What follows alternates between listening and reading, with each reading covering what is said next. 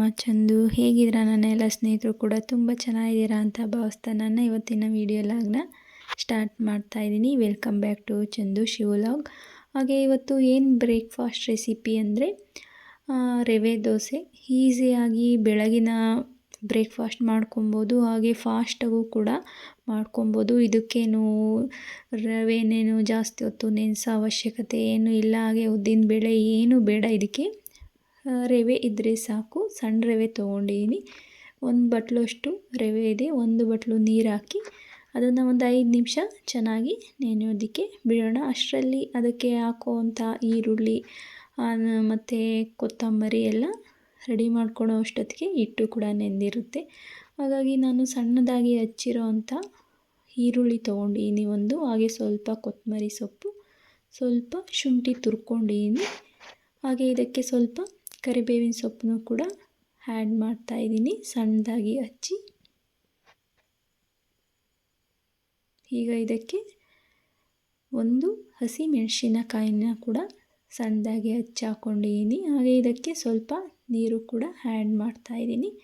ಇದನ್ನು ಸ್ವಲ್ಪ ಮಿಕ್ಸ್ ಮಾಡಿ ಚೆನ್ನಾಗೂ ಕೂಡ ರವೆ ನೆಂದಿದೆ. ಇದಕ್ಕೆ ಸ್ವಲ್ಪ ಉಪ್ಪು ಕೂಡ ಆ್ಯಡ್ ಮಾಡ್ತಾಯಿದ್ದೀನಿ. ಹಾಗೆ ಇನ್ನೂ ಒಂದು ಬಟ್ಲಷ್ಟು ನೀರನ್ನು ಕೂಡ ಆ್ಯಡ್ ಮಾಡಿದ್ದೀನಿ. ಇದು ಹಿಟ್ಟು ತೆಳುವಾಗಿರಬೇಕು, ಹಾಗಾಗಿ ಸ್ವಲ್ಪ ನೀರು ಹಾಕ್ಕೊಳ್ಬೇಕು. ನಾವು ದೋಸೆ ಮಾಡಬೇಕಾದ್ರೆ ಉಪ್ಪನ್ನು ಹಾಕ್ಕೊಂಡಿದ್ದೀನಿ, ಫಸ್ಟೇ ಉಪ್ಪು ಹಾಕಿಲ್ಲ. ನೋಡಿ, ಇದನ್ನು ತೆಳುವಾಗಿ ಮಾಡಿಕೊಂಡು ಹಿಟ್ಟನ್ನು ದೋಸೆ ಹಾಕಬೇಕು. ಹಾಗೆಯೇ ಒಂದು ಮೀಡಿಯಮ್ ಉರಿನಲ್ಲೇ ಮಾಡಬೇಕು.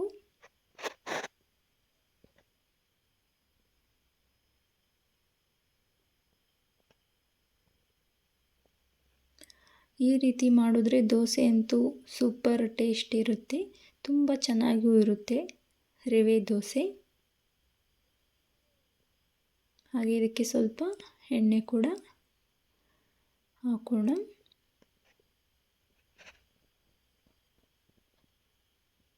ಹಾಗೆ ಇದನ್ನು ನಿಧಾನವಾಗಿ ದೋಸೆನ ತೆಗಿಬೇಕು.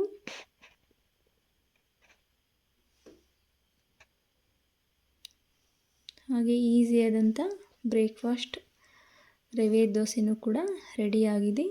ಟೇಸ್ಟ್ ಅಂತೂ ಸೂಪರ್ ಆಗಿರುತ್ತೆ.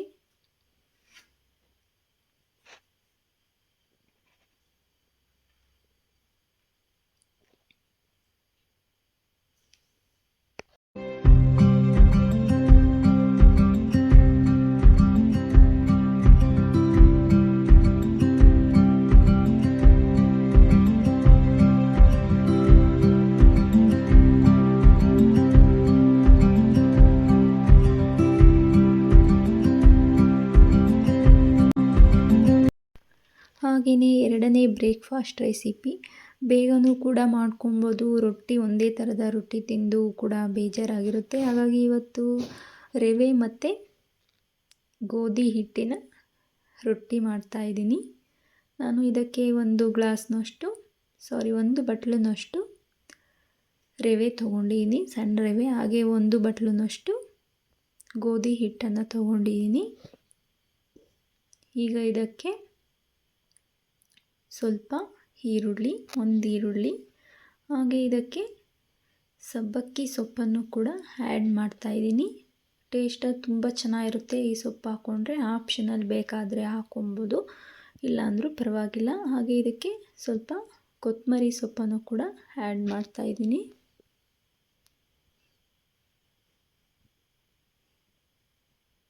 ಹಾಗೆ ರೆಡ್ ಚಿಲ್ಲಿ, ಹಾಗೆಯೇ ಸ್ವಲ್ಪ ಶುಂಠಿ, ತುರಿದಿರೋಂತಹ ಶುಂಠಿ, ಸ್ವಲ್ಪ ಅರಿಶಿಣ, ಹಾಗೆ ನಾನು ಒಂದು 3/4 ಬಟ್ಲಿನಷ್ಟು ಮೊಸರನ್ನು ಕೂಡ ಆ್ಯಡ್ ಮಾಡ್ತಾಯಿದ್ದೀನಿ. ಟೇಸ್ಟು ತುಂಬ ಚೆನ್ನಾಗಿರುತ್ತೆ. ಹಾಗೆ ಉಪ್ಪನ್ನು ಕೂಡ ಆ್ಯಡ್ ಮಾಡಿ ಮಿಕ್ಸ್ ಮಾಡ್ತಾಯಿದ್ದೀನಿ.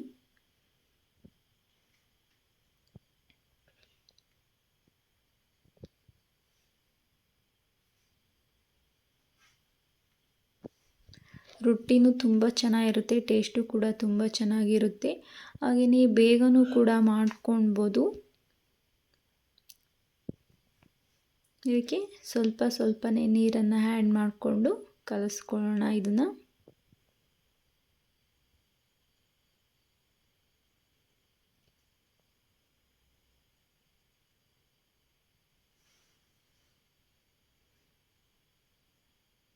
ಹಾಗೆ ಬೆಳಗ್ಗೆ ಹೊತ್ತು ಬ್ರೇಕ್ಫಾಸ್ಟ್ಗೆ ಬೇಗನೆ ಕೂಡ ಮಾಡ್ಕೊಳ್ಬೋದು, ಜಾಸ್ತಿ ಟೈಮು ತೊಗೊಳೋದಿಲ್ಲ.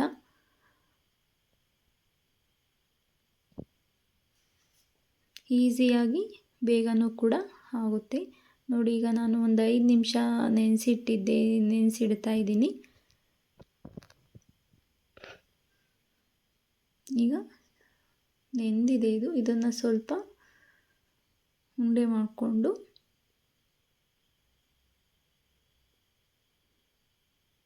ಇದಕ್ಕೆ ಸ್ವಲ್ಪ ಕೈಗೆ ಎಣ್ಣೆ ಮತ್ತು ಇದನ್ನು ಮಾಡೋದಕ್ಕೆ ಬಟರ್ ಪೇಪರು ಅಥವಾ ಬಾಳೆ ಎಲೆನೂ ಕೂಡ ಯೂಸ್ ಮಾಡ್ಕೊಳ್ಬೋದು.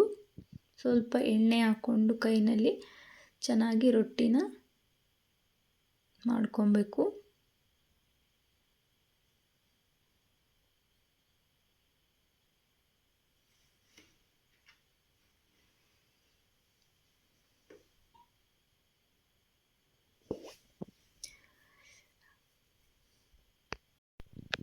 ಈ ರೀತಿ ಮಾಡಿದ್ರೆ ಮಕ್ಕಳು ಕೂಡ ತುಂಬ ಇಷ್ಟಪಟ್ಟು ತಿಂತಾರೆ. ಹಾಗೆ ಮತ್ತು ಎಲ್ಲರೂ ಕೂಡ ಇಷ್ಟಪಡ್ತಾರೆ. ಮಾರ್ನಿಂಗು ಮಕ್ಕಳಿಗೆ ಸ್ಕೂಲ್ಗೆ ಹೋಗೋದಕ್ಕೆ ಎಲ್ಲ ಬೇಗನೆ ಕೂಡ ರೆಡಿ ಮಾಡ್ಬೋದು.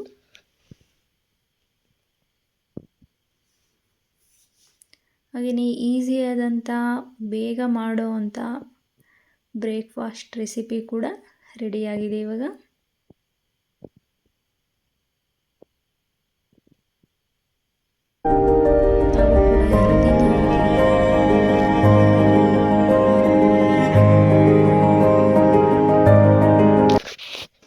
ಹಾಗೆ ಮೂರನೇ ರೆಸಿಪಿ, ಇದನ್ನು ಬೆಳಗ್ಗೆ ಬ್ರೇಕ್ಫಾಸ್ಟಿಗೂ ಕೂಡ ಮಾಡ್ಕೊಬೋದು, ಹಾಗೆ ಸಂಜೆ ಸ್ನ್ಯಾಕ್ಸಿಗೂ ಕೂಡ ಮಾಡ್ಕೊಳ್ಬೋದು.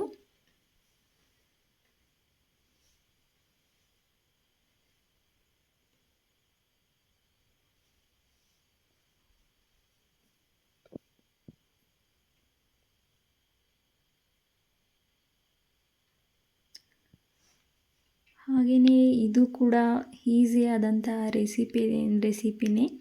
ಮಕ್ಕಳು ಎಲ್ಲರೂ ಕೂಡ ಇಷ್ಟಪಡ್ತಾರೆ ಇದನ್ನು. ಯಾವ್ದು ರೆಸಿಪಿ ಅಂದರೆ ಬ್ರೆಡ್ ಟೋಸ್ಟನ್ನು 2 ರೀತಿಯಾಗಿ ಕೂಡ ಮಾಡ್ಬೋದು. ನಾನು ಒಂದು ಸಲ ಮಾಡಿರೋದನ್ನ ಅಪ್ಲೋಡ್ ಮಾಡಿದ್ದೀನಿ. ಇದು ಬೇರೆ ಥರ ಮಾಡ್ತಾ ಇರೋವಂಥ ಬ್ರೆಡ್ ಟೋಸ್ಟ್ ರೆಸಿಪಿ. ಇದು ಹಾಕೋ ಇಂಗ್ರೀಡಿಯೆಂಟ್ಸು ಈರುಳ್ಳಿ ಮತ್ತು ಕ್ಯಾರೆಟು ಎಲ್ಲ ಕಟ್ ಮಾಡಿ ಇಟ್ಕೊಂಡಿದ್ದೀನಿ. ಹಾಗೆ ಸ್ವಲ್ಪ ಗರಂ ಮಸಾಲ, ಜೀರಾ ಪೌಡರ್, ಅಚ್ಕಾರದ ಪುಡಿ, ಅರಿಶಿನ. ಹಾಗೆ ನಾನು ಇದಕ್ಕೆ ಟೊಮೊಟೊ ಯೂಸ್ ಮಾಡ್ತಾಯಿಲ್ಲ, ಅದ್ರ ಬದಲು ನಿಂಬೆಹಣ್ಣನ್ನು ಯೂಸ್ ಮಾಡ್ತಾಯಿದ್ದೀನಿ. ಶುಂಠಿ ಬೆಳ್ಳುಳ್ಳಿ ಪೇಸ್ಟನ್ನು ಕೂಡ ಯೂಸ್ ಮಾಡಿಲ್ಲ, ಸಣ್ಣದಾಗಿ ಹಚ್ಕೊಂಡಿರೋವಂಥ ಬೆಳ್ಳುಳ್ಳಿ ಶುಂಠಿ ಯೂಸ್ ಮಾಡ್ತಾಯಿದ್ದೀನಿ. ಇದಕ್ಕೆ ನಾನು ಈರುಳ್ಳಿನ ಒಂದು ಬಟ್ಲಿನಲ್ಲಿ ಈರುಳ್ಳಿ ಕಟ್ ಮಾಡಿ ಇಟ್ಕೊಂಡಿದ್ದೀನಿ, ಅದನ್ನು ಸ್ವಲ್ಪ ಎಣ್ಣೆ ಹಾಕಿ ಫ್ರೈ ಮಾಡ್ಕೊಳೋದಕ್ಕೆ ಹಾಕ್ಕೊಂಡಿದ್ದೀನಿ. ಈಗ ಈರುಳ್ಳಿ ಸ್ವಲ್ಪ ಫ್ರೈ ಆಗಲಿ. ಈಗ ಇದಕ್ಕೆ ಸಣ್ಣದಾಗಿ ಹಚ್ಚಿಟ್ಕೊಂಡಂಥ ಕರಿಬೇವಿನ ಸೊಪ್ಪು ಮತ್ತು ಶುಂಠಿ ತುರಿದಿರೋದು, ಬೆಳ್ಳುಳ್ಳಿನೂ ಕೂಡ ಸಣ್ಣದಾಗಿ ಹಚ್ಕೊಂಡಿದ್ದೀನಿ, ಅದನ್ನು ಕೂಡ ಹಾಕಿ ಸ್ವಲ್ಪ ಫ್ರೈ ಮಾಡ್ಕೊತಾ ಇದ್ದೀನಿ. ಈಗ ಇದಕ್ಕೆ ಸ್ವಲ್ಪ ಕ್ಯಾರೆಟ್ ತುರಿನೂ ಕೂಡ ಆ್ಯಡ್ ಮಾಡ್ತಾಯಿದ್ದೀನಿ, ಹಾಗೆ ಕ್ಯಾಪ್ಸಿಕಮ್. ಇದನ್ನು ಸ್ವಲ್ಪ ಫ್ರೈ ಮಾಡ್ಕೊಳ್ಳೋಣ.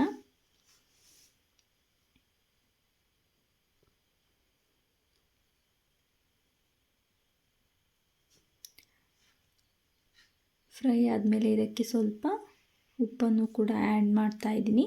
ಉಪ್ಪನ್ನು ಆ್ಯಡ್ ಮಾಡಾದಮೇಲೆ ಇದಕ್ಕೆ ಗರಂ ಮಸಾಲ ಮತ್ತು ಅಚ್ಕಾರದ ಪುಡಿ, ಜೀರಾ ಪೌಡರು ಮತ್ತು ಅರಿಶಿನ ಪೌಡರ್ನೂ ಕೂಡ ಆ್ಯಡ್ ಮಾಡ್ತಾಯಿದ್ದೀನಿ. ಪ್ಲೀಸ್ ಹೊಸದಾಗಿ ಯಾರೆಲ್ಲ ನೋಡ್ತಾ ಇದ್ದೀರಾ ಪ್ಲೀಸ್ ಸಬ್ಸ್ಕ್ರೈಬ್ ಮಾಡ್ಕೊಂಡು ನೋಡಿ. ಹಾಗೆ ಇದಕ್ಕೆ ನಿಂಬೆ ರಸನೂ ಕೂಡ ಆ್ಯಡ್ ಮಾಡ್ತಾಯಿದ್ದೀನಿ. ಹಾಗೆ ಸ್ವಲ್ಪ ಕೊತ್ತಂಬರಿ ಸೊಪ್ಪು ಇದನ್ನ ಮೂರನ್ನು ಚೆನ್ನಾಗಿ ಮಿಕ್ಸ್ ಮಾಡಿ ಇದು ಸ್ವಲ್ಪ ತಣ್ಣಗಾಗಲಿ ಎತ್ತಿಡೋಣ. ಈಗ ಎತ್ತಿಟ್ಕೊಂಡು ಬ್ರೆಡ್ಡನ್ನು ನಾನು ಫಸ್ಟು ರೋಸ್ಟ್ ಏನು ಮಾಡ್ಕೊಂಡಿಲ್ಲ. ಫಸ್ಟು 2 ಥರ ಮಾಡ್ಕೊಬೋದು ಅಂತ ಹೇಳಿದ್ನಲ್ಲ. ಫಸ್ಟು 2 ಸೈಡು ರೋಸ್ಟ್ ಮಾಡಿ ಕೂಡ ಮಾಡ್ಬೋದು, ಕ್ರಿಸ್ಪಿ ಆಗಿರುತ್ತೆ. ನಾನು ಸ್ವಲ್ಪ ಮೆತ್ತಗಿರಲಿ ಅಂತ ಹೇಳಿ ಫಸ್ಟೇ ರೋಸ್ಟ್ ಮಾಡಿಲ್ಲ ಇದನ್ನು. ಹಾಗೆ ಅದ್ರ ಮೇಲೆಲ್ಲ ಹಾಕಿ ನಾವು ಮಸಾಲೆ ರೆಡಿ ಮಾಡ್ಕೊಂಡಿದ್ವಲ್ಲ ಅದನ್ನೆಲ್ಲ ಹಾಕ್ತಾಯಿದ್ದೀನಿ. ಈಗ ಇದಕ್ಕೆ ಒಂದು 5 ನಿಮಿಷ ಮುಂಚೆನೇ ತವಾ ಬಿಸಿ ಮಾಡ್ಕೊಂಡಕ್ಕಿಟ್ಟಿದ್ದೆ. ಬಿಸಿಯಾಗಿದೆ, ಅದಕ್ಕೆ ಸ್ವಲ್ಪ ಎಣ್ಣೆ, ಬೇಕಾದರೆ ತುಪ್ಪ, ಬೆಣ್ಣೆ ಎಲ್ಲ ಯೂಸ್ ಮಾಡ್ಕೊಬೋದು. ನಾನು ಎಣ್ಣೆನೇ ಹಾಕ್ಕೊಂಡಿದ್ದೀನಿ. ಇದನ್ನು ಒಂದು ಮೀಡಿಯಮ್ ಅಂದರೆ ಸಿಮ್ಮಲ್ಲಿ ಇಟ್ಕೊಂಡು, ಸಿಮ್ಗಿನ್ನ ಸ್ವಲ್ಪ ಜಾಸ್ತಿ ಉರಿ ಇಟ್ಕೊಂಡು ರೋಸ್ಟ್ ಮಾಡ್ಕೊಂಡಿದ್ದೀನಿ.